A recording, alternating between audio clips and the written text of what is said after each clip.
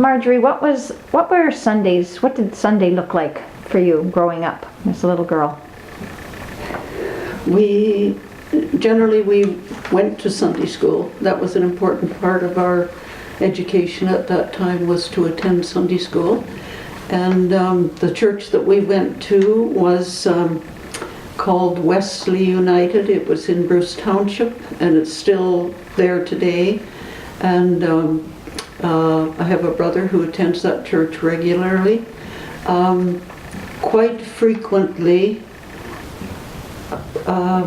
we were taught by either aunts or uncles, and generally aunts. There were a lot of Ryby families in the community.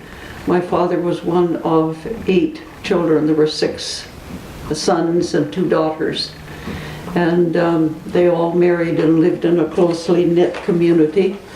So when we were growing up, we were part of the Ryby settlement. There were probably, there were about 35 cousins in the area, and we all were pretty much the same age.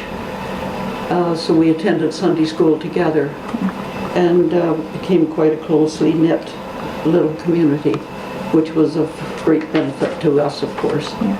I had 3 brothers and 2 and 1 sister. Right. And where did you sit in the family? I was 4th one. Yeah. Okay. You talked before about sometimes your parents were very questioning and inquisitive, and tell me a little bit about that.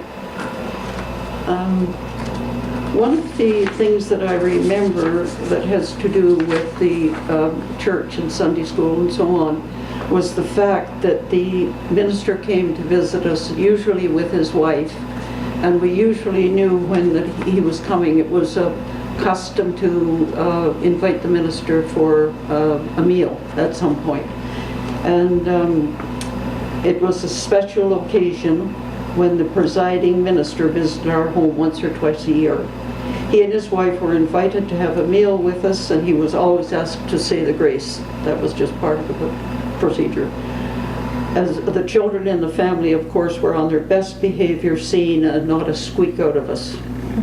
My father was described at his funeral by a respected minister as a man with an inquiring mind. He was not without a great many questions about the inconsistencies of the Bible passages, and many of the visiting clergy were engaged in thoughtful discussion after our meal. I learned from listening to those exchanges of ideas that it's acceptable to question and to doubt what you cannot believe, whether it be rumor, religion, advertising, or political spin. Marjorie, you have recorded a lot of your experiences on paper, and it's so interesting. Would you share with us? And this is the time after you were married and had your own family. Can you share a little bit about what you talked to me about? I chose not to teach after our marriage. I much preferred to be engaged in the actual farm work, helping with the animals and with the planting and the harvesting.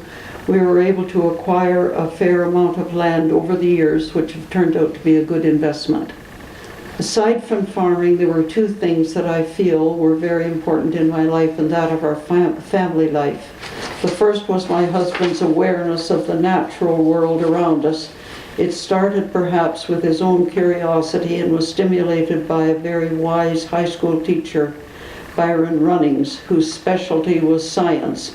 Long before it became almost a fad, Orville had boxes on the fence posts around the farm for the bluebirds.